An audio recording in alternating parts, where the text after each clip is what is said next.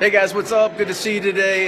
This is Frank. I'm here in Nashville, and I'm here with a friend who's like awesome executive pastor. His name is Raul Palacios, and we're here at a Dave Ramsey Generosity Conference. And I asked, every time I go somewhere and meet somebody or see somebody cool, I asked them to just give us a few tips. And Raul's going to share with us a little bit from his executive pastor experience. Just some ideas from the church perspective. And so, Raul, good to see you, man. How you doing? Good to see you, man. Great. Thank you for having me here on your blog. I am an executive pastor at Church by the Glades in South Florida, and I would say one of the things that's always been most important to me as a leader, especially in the church world, is how to be self-aware about myself and my strengths and my weaknesses as I lead my team.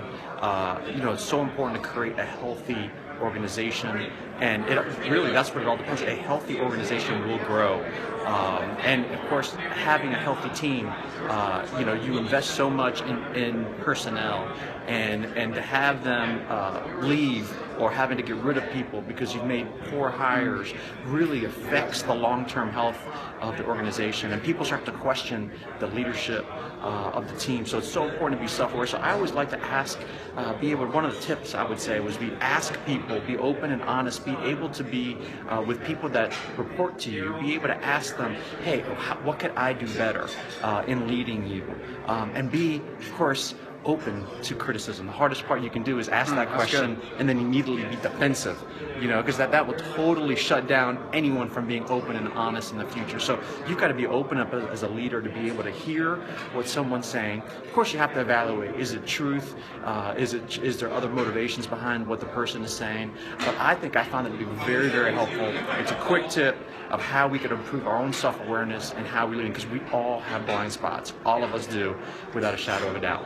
Man, that is so good, Raul. So quick question, as you're interacting with your team, how do you get them to get past the, is this real? Can I really tell the boss what I really think? And so how do you kind of navigate that? One thing I've done is you've got to ask the question probably 3 times. You got to ask the question, and they're going to be like, oh no, you're great, awesome. Right? And I said, no, seriously.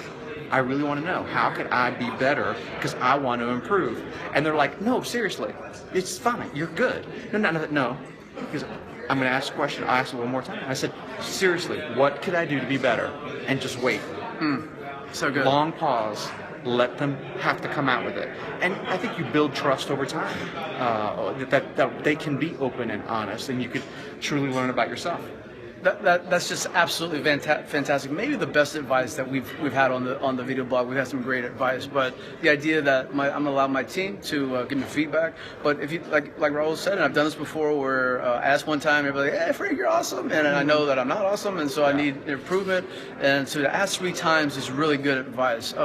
One tip that has made a huge difference, because a lot of times guys come from business into church, and wow, what a difference in culture, and we think it's all execution, but it's really different. How would you navigate that difference for a business guy coming into ministry? I would just say take it slow, and learn what the culture and the values are of the organization as you come in. It's so important. I've been in a couple different organizations that were very, very, very different. So I think coming in and learning the values, and then of course as a leader in that number 2 chair, I want to lead not how I would lead, but as the senior pastor would have me. That's good. And that's the question I think I always ask myself is, what would my leader do in this situation? And then communicate back to him to always make sure that you're doing the right thing. Because at the end of the day, it's not what I want done. Sure. It's not my vision. I'm just helping to push the vision out.